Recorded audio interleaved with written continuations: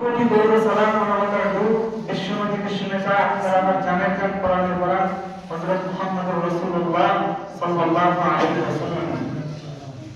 মোহতারাম নাযিরিন, আমরা গত বিগত সপ্তাহে কিছু ব্যাধি নিয়ে কথা বলছিলাম, কিন্তু বর্তমান বাংলাদেশের মধ্যে একটা ব্যাধি ছড়ায় আছে। আমাদের আল্লাহ কয়জন? সবাই বলেন একজন। কিন্তু বর্তমানে একটা ফিতনা পুরো ওয়ার্ল্ড বাংলাদেশের মধ্যে ছড়ায় আছে। কিছু নাস্তিক বের হয়েছে যারা আল্লাহকে মানে না। কি করে না? আল্লাহ বলেন ফারিকুন ফিল জান্নাতি ওয়া ফারিকুন ফিস সাঈর। আল্লাহ বলেন যে একটা রাস্তা হলো জান্নাতে আর একটা রাস্তা হলো জাহান্নামে।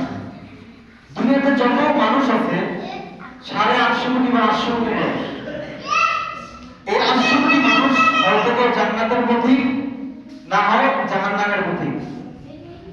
জান্নাতের পথিক কারা, জাহান্নামের পথিক কারা, তার যাত্রী কারা? আল্লাহ পরবর্তী এক সূরার মধ্যে বলেন ইন্নাল্লাহা লাফি নাঈম ওয়া ইন্নাল ফুজ্জারা লাফি জাহিম।